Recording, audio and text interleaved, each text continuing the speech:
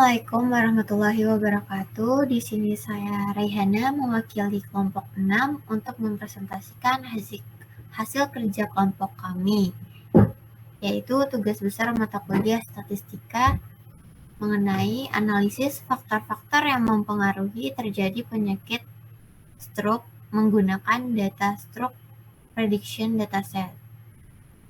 Di sini beranggotakan saya sendiri, Raihana Silva Fauziah, Yunita, dan Putri Safira Hanum. Di bab pertama ada pendahuluan. Ada 2 poin, yaitu latar belakang dan metode analisis. Di latar belakang, kami mempunyai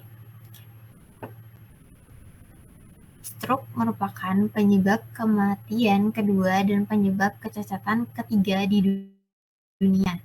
Stroke dapat terjadi ketika pasokan darah ke otak mengalami gangguan atau berkurang akibat penyumbatan atau pecahnya pembuluh darah. Tanpa pasokan darah, otak tidak dapat bekerja karena tidak mendapatkan asupan oksigen dan nutrisi. Hal ini menyebabkan bagian tubuh tidak dapat dikendalikan dengan baik oleh otak. Stroke dapat menyerang orang tua, bahkan orang dengan usia muda. Selain itu, terdapat juga faktor yang dapat mempengaruhi terjadi penyakit stroke, yaitu jenis kelamin, usia, penyakit bawaan seperti hipertensi, jantung, dan diabetes, gaya hidup, status merokok, dan obesitas. Namun, faktor-faktor tersebut tidak pasti dapat mempengaruhi terjadinya penyakit stroke. Oleh karena itu, kami ingin menganalisis hubungan yang ada antara faktor-faktor tersebut terhadap terjadinya kejadian penyakit stroke. Dalam makalah yang telah kami buat, akan dibuat model untuk melihat hubungan yang ada antara faktor-faktor seperti jenis kelamin, usia, hipertensi, penyakit jantung, diabetes, gaya hidup, status merokok, dan obesitas terhadap terjadinya penyakit stroke menggunakan teknik eksplorasi data stroke prediction dataset dibantu dengan fitur Microsoft Excel dan SAS yang ditampilkan dengan visualisasi. Tujuan yang ingin dicapai adalah untuk mengetahui nilai kebenaran mengenai faktor-faktor yang dapat mempengaruhi terjadinya penyakit stroke. Yang kedua ada metode analisis. Di sini kami memiliki beberapa metode analisis. Yang pertama ada histogram. Histogram adalah sebuah representasi grafik yang menampilkan impresi visual dari distribusi data. Histogram juga dapat diartikan sebagai salah satu teknik visualisasi paling dasar untuk memahami frekuensi kemunculan nilai. Histogram digunakan untuk memplot densitas dari data dan sering digunakan untuk melakukan estimasi densitas, mengestimasikan probability density function dari variabel pokok. Yang kedua, ada diagram batang. Diagram batang adalah suatu diagram yang menampilkan batang-batang persegi atau balok yang digunakan untuk menampilkan suatu data.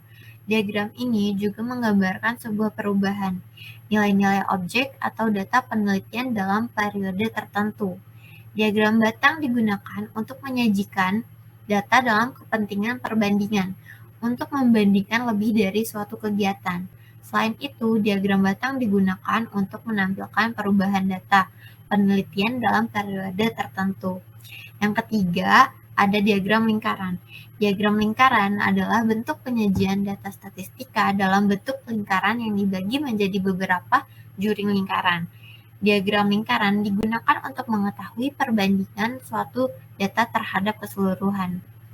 Yang keempat ada varians. Varians didefinisikan sebagai nilai yang mendeskripsikan seberapa besar data tersebar dari nilai ratanya. Oleh karena itu, nilai varians yang besar menggambarkan perbedaan nilai sampel dari nilai ratanya. Yang kelima, ada heatmap. Heatmap disebut juga visualisasi atau pemetaan dengan menampilkan data dengan cara representasi warna yang berbeda-beda Biasanya pada heat map semakin tinggi angka suatu kelompok data, maka warnanya akan semakin gelap dan umumnya disimbolkan dengan warna berwarna merah. Heat map merupakan teknik untuk mengetahui perilaku pengunjung suatu situs dengan menyediakan data berupa statistik. Dengan tools ini kita bisa melihat area mana dari situs kita yang menarik dan sering dikunjungi sehingga kita bisa tahu di mana kekurangan tampilan pada situs kita. Yang keenam ada boxplot.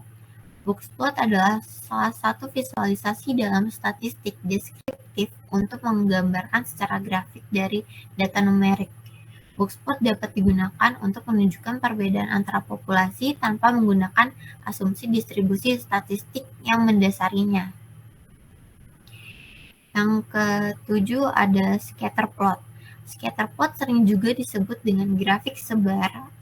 Penggunaan titik-titik untuk mewakili nilai untuk dua variabel numerik yang berbeda. Posisi setiap titik pada sumbu horizontal dan vertikal menunjukkan nilai untuk titik data individual. Scatterplot digunakan untuk mengamati hubungan antar variabel. Yang terakhir ada korelasi. Korelasi adalah salah satu teknik analisis data dalam statistik yang dapat digunakan untuk mencari antara dua variabel dengan sifat kuantitatif. Analisis korelasi adalah suatu cara atau metode untuk mengetahui ada atau tidaknya hubungan linear antara variabel. Selanjutnya, di bab 2 ada eksplorasi data. Yang pertama, ada eksplorasi mencari perbandingan jumlah antara female dan male yang terkena stroke. Pada eksplorasi ini akan mencari frekuensi antara jenis kelamin female atau male yang terkena stroke dengan menggunakan metode ada heat map, diagram batang, dan diagram lingkaran. Berdasarkan 3 metode bentuk visualisasi yang ada, dapat disimpulkan bahwa frekuensi female atau wanita yang terkena stroke lebih banyak dibanding frekuensi male atau pria yang terkena stroke. Yang kedua, ada eksplorasi mencari kelompok umur yang paling banyak terkena stroke. Pada eksplorasi ini, kita akan mencari kelompok umur mana yang paling rentan atau banyak terkena stroke. Metode yang digunakan adalah histogram dan korelasi. Berdasarkan bentuk histogram yang ada, semua rentang umur dapat terkena stroke. Untuk kelompok umur paling rentan terkena stroke ada di antara rentang umur 80 tahun. Lalu, berdasarkan perhitungan korelasi dapat disimpulkan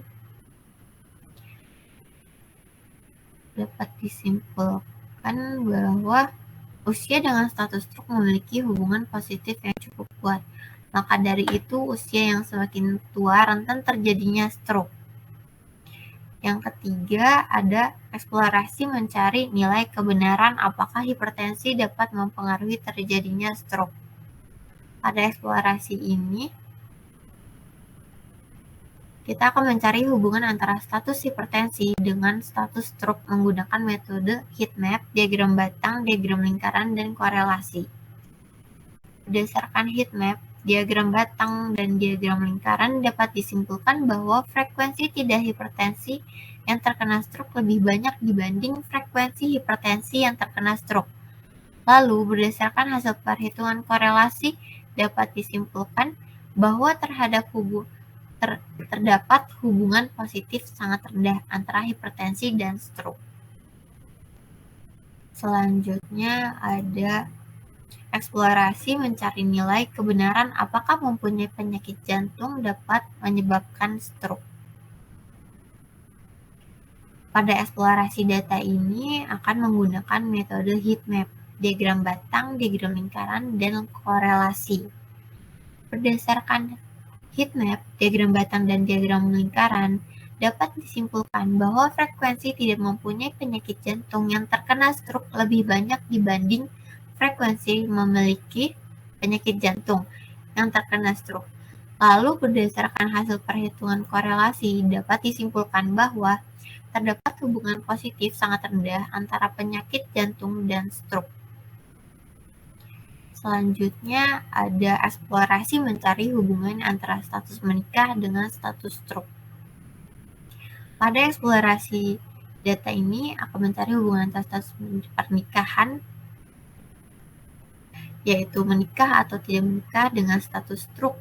Metode yang akan digunakan adalah heat map, diagram batang, dan diagram lingkaran. Berdasarkan heat map, diagram batang, dan diagram lingkaran, dapat disimpulkan bahwa frekuensi dengan status menikah yang terkena stroke lebih banyak dibanding frekuensi dengan status tidak menikah yang terkena stroke. Selanjutnya ada eksplorasi mencari hubungan antara tipe bekerja dengan stroke. Pada eksplorasi data ini akan mencari hubungan antara tipe bekerja, yaitu private, self-employed, government, dan never work. Metode yang akan digunakan adalah diagram batang, diagram lingkaran, dan heat map. Berdasarkan heat map, diagram batang, dan diagram lingkaran, dapat disimpulkan bahwa orang yang bekerja dengan tipe private cenderung memiliki kerentanan penyakit stroke lebih tinggi dibanding tipe kerja lainnya.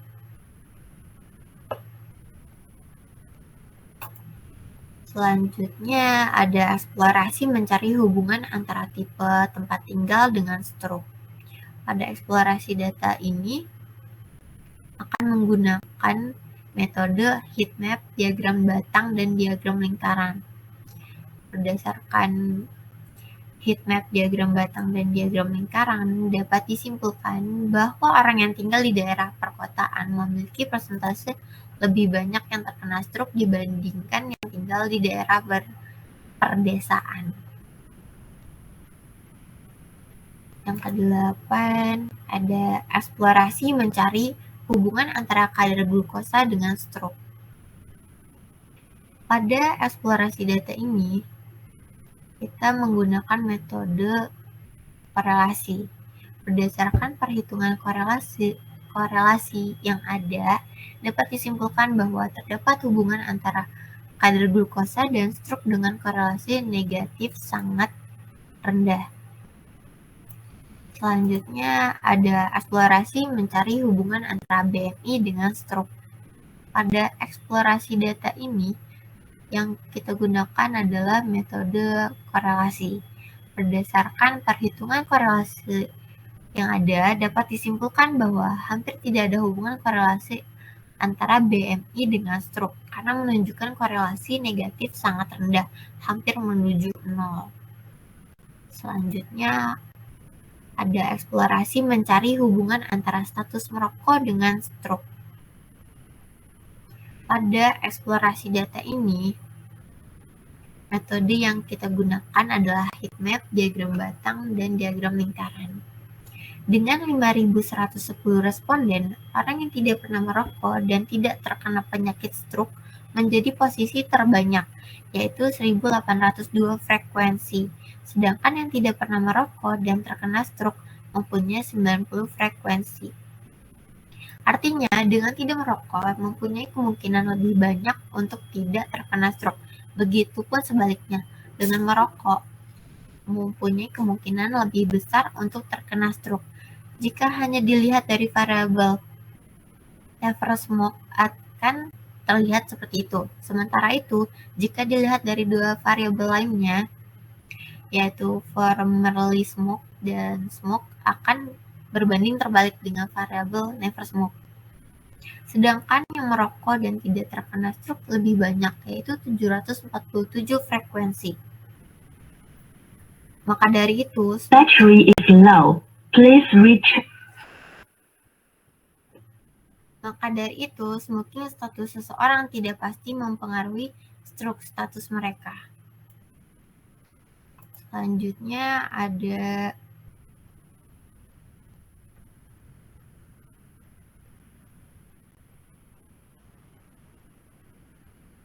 eksplorasi mencari hubungan antara BMI dan usia.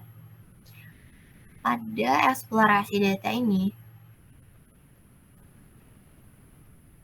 akan menggunakan metode scatter plot, korelasi, dan box plot. berdasarkan scatter plot yang ada, dapat dianalisis bahwa bertambahnya umur bukan berarti BMI-nya juga bertambah. Namun ada juga beberapa bubble yang menunjukkan bertambahnya umur bertambah juga BMI-nya. Dengan kata lain, variabel umur dengan variabel BMI menunjukkan adanya kecenderungan korelasi positif. Dan pastinya ada faktor dari variabel lain yang mempengaruhi. Berdasarkan perhitungan korelasi yang ada, dapat disimpulkan bahwa hampir tidak memiliki hubungan karena nilai korelasinya mendekati angka 0.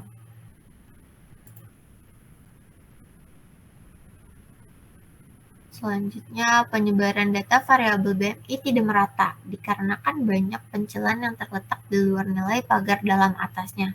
Sedangkan untuk variabel age, data terpusat pada nilai 27 sampai 61 dan mempunyai median sebesar 45 serta tidak punya pencilan. Yang ke-12 ada eksplorasi data umur. Pada eksplorasi data umur akan mencari persebaran nilai menggunakan metode summary, boxplot, dan histogram.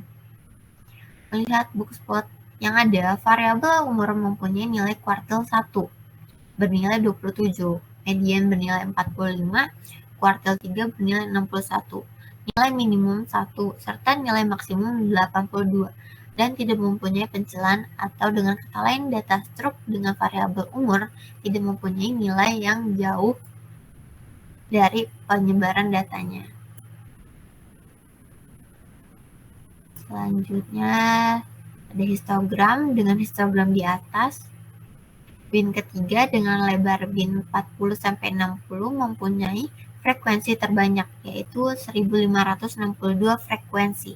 Maka dari itu, data struk dengan variabel umur berpusat pada bin ketiga.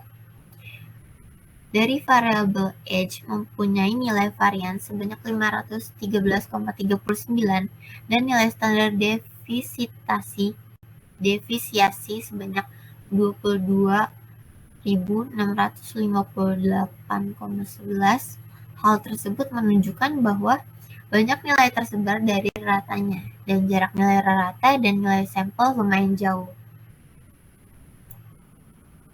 Selanjutnya yang terakhir, eksplorasi mencari korelasi antara variabel BMI, age, hypertension, dan heart disease.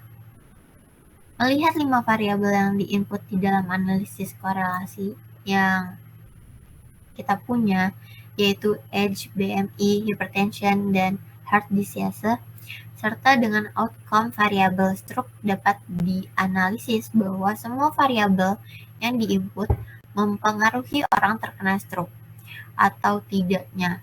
Namun variabel yang sangat mempengaruhi seseorang terkena stroke adalah age. Artinya, semakin umurnya bertambah, semakin besar juga kemungkinan seseorang terkena stroke. Dan yang paling tidak berpengaruh adalah variabel BMI. Selanjutnya, di bab 3 kami memiliki kesimpulan.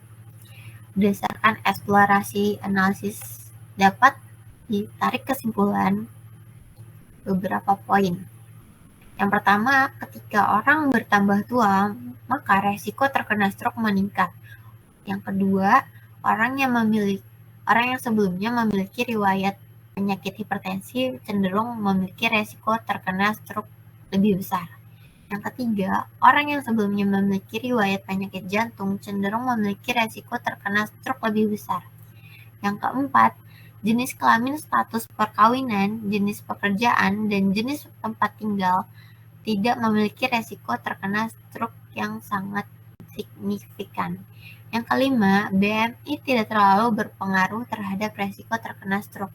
Dan yang terakhir, status merokok seseorang tidak terlalu mempengaruhi resiko terkena stroke yang signifikan. Berdasarkan poin-poin kesimpulan yang saya sebutkan tadi, dapat disimpulkan bahwa faktor-faktor yang mempengaruhi terjadinya stroke secara signifikan adalah usia, memiliki riwayat penyakit hipertensi, memiliki riwayat penyakit jantung. Sedangkan faktor-faktor yang tidak terlalu mempengaruhi secara signifikan adalah jenis kelamin, status perkawinan, jenis pekerjaan, jenis tempat tinggal, BMI, dan status merokok. Sekian dari saya. Mohon maaf jika ada kesalahan kata. Wassalamualaikum warahmatullahi wabarakatuh.